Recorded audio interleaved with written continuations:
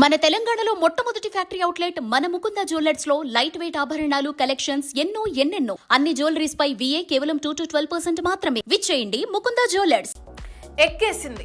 ఎన్నాళ్లగానో ఊరిస్తూ వచ్చిన శామ్ ఎట్టకేలకి ప్రియుడు రాజ్ నిడుమోరుతో మరోసారి పెళ్లి పీటలెక్కేసింది. అటు నాగ చైతన్య ఇటు సమంత ఇద్దరు రెండో పెళ్లిళ్లు ఏడాది గ్యాప్ లో డిసెంబర్ మొదటి వారంలోనే జరగడం విశేషం.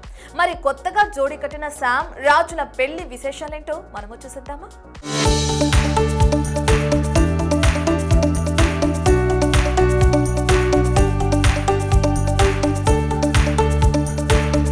తన 3 ఏళ్ల ఎడబాటుకి ముచ్చటగా 3 ముళ్లతో ఎండ్ కార్డ్ వేసింది శామ్. ఇన్ని రోజులుగా చక్కర్లు కొడుతున్న రూమర్స్ ని నిజం చేస్తూ ప్రియుడు రాజ్ నిడుమోరుతో మరోసారి పెళ్లి పీటలెక్కేసింది. నాగ చైతన్య సమంత 2017లో పెళ్లి చేసుకుని 2022లో డివోర్స్ తీసుకున్న సంగతి తెలిసిందే.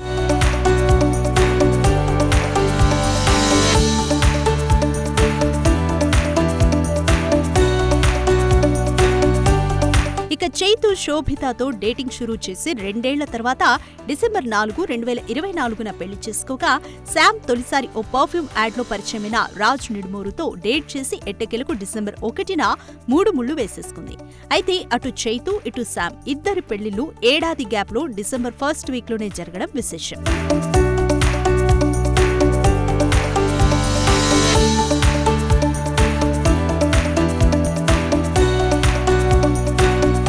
తను ఎంతగానో నమ్మే కోయంబత్తూరులోని లింగభైరవ అనే గుడిలో భూతశుద్ధి వేడుక పద్ధతిలో ఈ పెళ్లి చేపించుకుంది. అయితే నాగ చైతన్యతో జరిగిన పెళ్లి ఎంత గ్రాండియర్ గా జరిగిందో దానికి భిన్నంగా రాజ్తో ఆమె పెళ్లి సింపుల్ గా జరిగింది.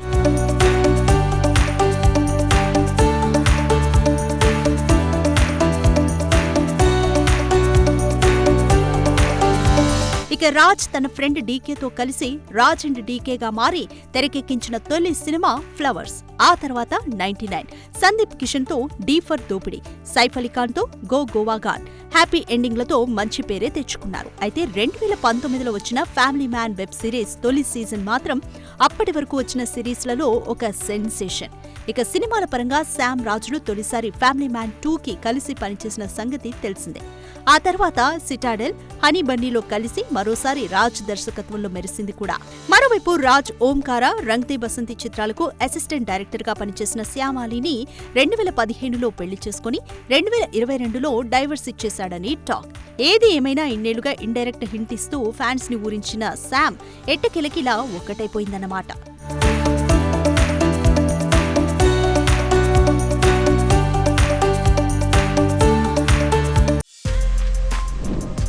For more videos like this, subscribe Big TV channel.